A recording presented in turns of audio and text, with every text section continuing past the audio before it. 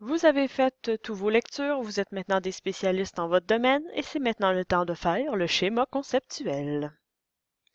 À des fins d'exemple, prenons la question suivante. Qui est-ce qui va aux pommes?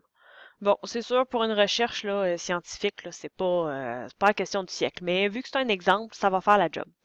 Donc, faisons le schéma conceptuel de cette question. Donc ici, dans la question, on a aller aux pommes, donc ça sera mon concept. Comment je vais devoir définir aller aux pommes? Bon. D'abord, je vais regarder dans mes lectures ce que j'ai trouvé, si j'ai des définitions, si j'en sais quelque chose de mes textes. Je vais découvrir dans mes textes que aller aux pommes, c'est un lieu. Ok, donc ça dit aller, il faut que ça soit quelque part. Ce lieu-là, il doit être zoné agricole et commercial. Ce lieu-là doit être ouvert au public et ce lieu-là doit contenir des pommiers.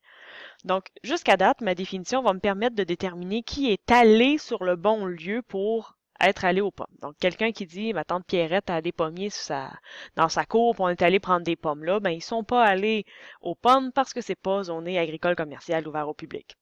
Même chose si vous êtes allé dans un lieu qui était zoné agricole commercial, qui était ouvert au public, mais que c'était de l'autocueillette de fraises, vous n'êtes pas allé aux pommes non plus. Donc, la seule chose qui manque à ma définition, c'est l'activité.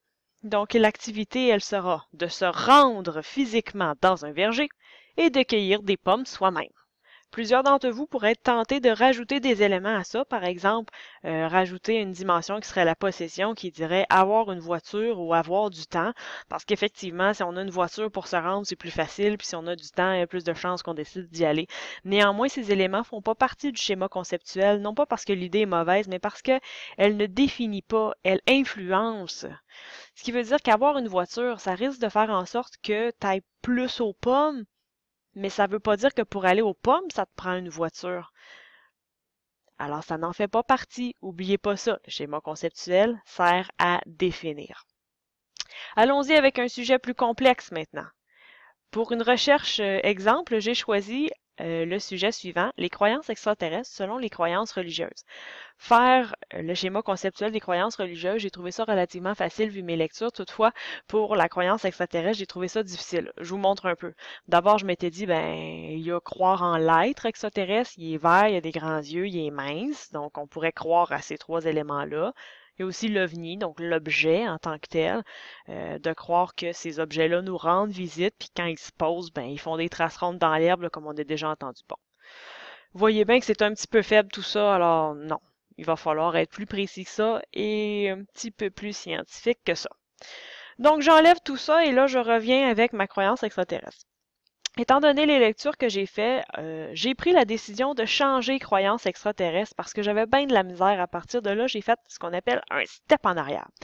Je me suis dit, bon, ben, croyance extraterrestre, j'ai de la misère à le définir, mais il y a des choses sur lesquelles je peux bien m'appuyer vu mes lectures, c'est l'adhésion aux parasciences. Les parasciences, j'en ai lu beaucoup de textes là-dessus, ça parlait surtout de ça, mes lectures.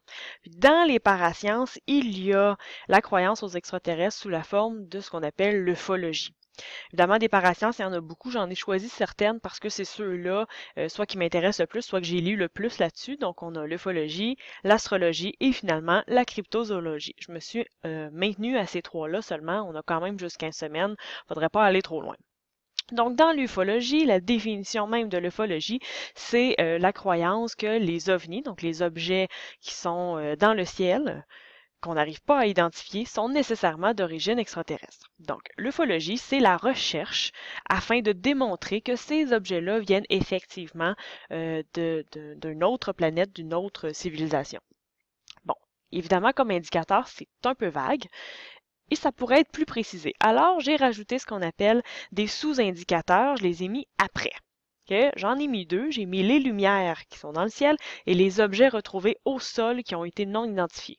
L'utilisation de sous-indicateurs est utile ici parce que l'indicateur il est vague. Et étant donné que votre prochaine étape sera la création d'un outil de collecte, vous allez avoir besoin d'indicateurs précis, faciles à travailler.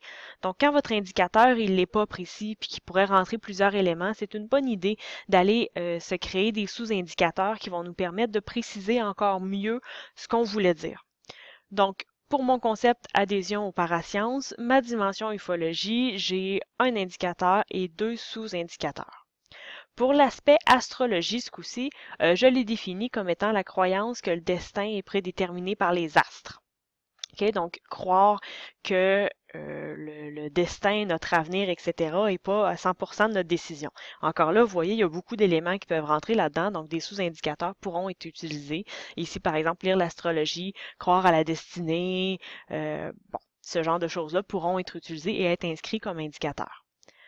J'aimerais bien m'arrêter là parce que je pense que vous avez compris le principe, mais je suis persuadée qu'il y a beaucoup de gens qui se demandent c'est quoi la cryptozoologie. Ben, sachez que la cryptozoologie, c'est la recherche afin de prouver qu'il y a des animaux qu'on ne peut pas prouver de manière irréfutable qui existent. Donc, je pourrais par exemple parler de croire au Bigfoot ou croire au monstre du Loch Ness. On pourrait mettre aussi là-dedans les sirènes, les licornes. Avouez que c'est quand même un sujet intéressant. Le changement prime abase de mon concept, qui est maintenant l'adhésion par parascience, va m'obliger aussi à changer mon sujet. Parce que au final, c'est plus juste les croyances extraterrestres, c'est aussi d'autres éléments. Donc, je pourrais plutôt parler de l'adhésion par parascience selon les croyances religieuses. Faites bien attention, il faut que le sujet aille avec le schéma conceptuel, là. Toutefois, même si j'ai fait un changement, j'aurais très bien pu rester avec ce que j'avais à la base si vraiment il n'y avait que la croyance extraterrestre qui m'intéressait. À ce moment-là, j'aurais été obligée de le faire autrement. Donc, j'aurais pu, par exemple, puis c'est vraiment un exemple, dire que la croyance extraterrestre se définit par un aspect scientifique qui dit qu'en fait, il y a inévitablement de la vie quelque part, puis que cette vie extraterrestre-là peut prendre différentes formes.